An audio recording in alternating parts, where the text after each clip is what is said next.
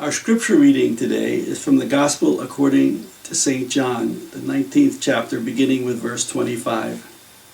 Meanwhile, standing near the cross of Jesus were his mother, Mary, the wife of Cleopas, and Mary Magdalene. When Jesus saw his mother and the disciple whom he loved standing beside her, he said to his mother, "Woman, here is your son." Then he said to the disciple, "Here is your mother." And from that hour, the disciple took her into his own home.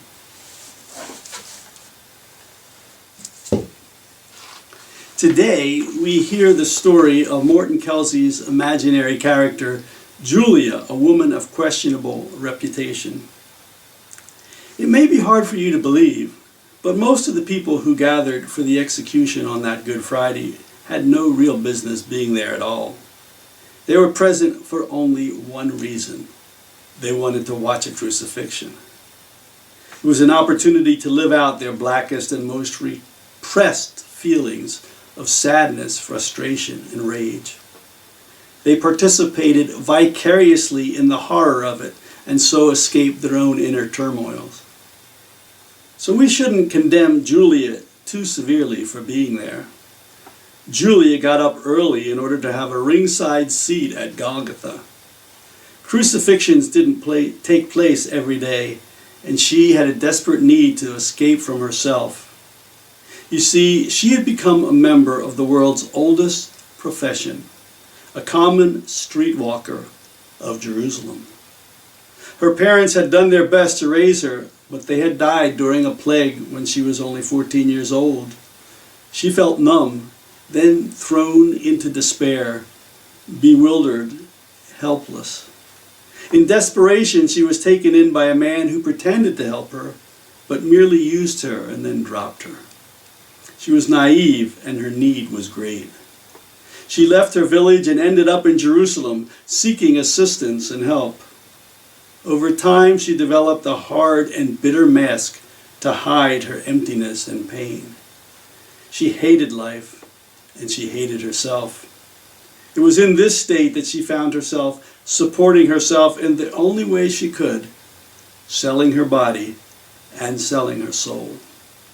It's no wonder she went out that day to witness another execution. Here was a place she could escape her own guilt through the spectacle of torture and suffering. She watched intently. She listened to the screams as the nails were driven through the victims' hands. She watched as two of the victims argued between themselves. And then she noticed that the man on the central cross was silent. Julia wondered how he could remain silent at such a time. When the other two began cursing God and man, this one in the center blessed them and offered forgiveness. Then she observed a small group that moved slowly from over by the wall to the foot of the cross beside her. 5 weeping women and 1 man, tall, straight, and young. They moved silently as though no one else were there. Even the soldiers backed away as they came forward. There was a heavy silence, a gathering hush, as the one on the central cross looked down upon this group and spoke. First he spoke to one of the weeping women. "Woman, behold your son." Then looking at the young man who stood by her side, he said, "Son, behold your mother." Julia watched as the young man put his arm around the older woman and gave a slight nod of response. As she watched, Julia recalled a memory of her father dying. How similar and yet how different that scene was. Her father had, in anguish, begged her to carry on, but there had been a note of hopelessness and fear in his voice. No faith, no hope, no conviction. But this man on the cross spoke with conviction. When he spoke, those receiving his words were comforted, encouraged, even uplifted. Even though they said nothing, Julia knew that they would be going on from this moment, strengthened to face life, empty as it might feel. It was as if this man had said, go on in faith, my mother and my son. Go on in faith. A veil was slowly lifted from Julia's eyes. She began to see a new way. She saw how narrow her life had been, how empty of meaning and love. Something in the way this man dealt with those who loved him had touched her.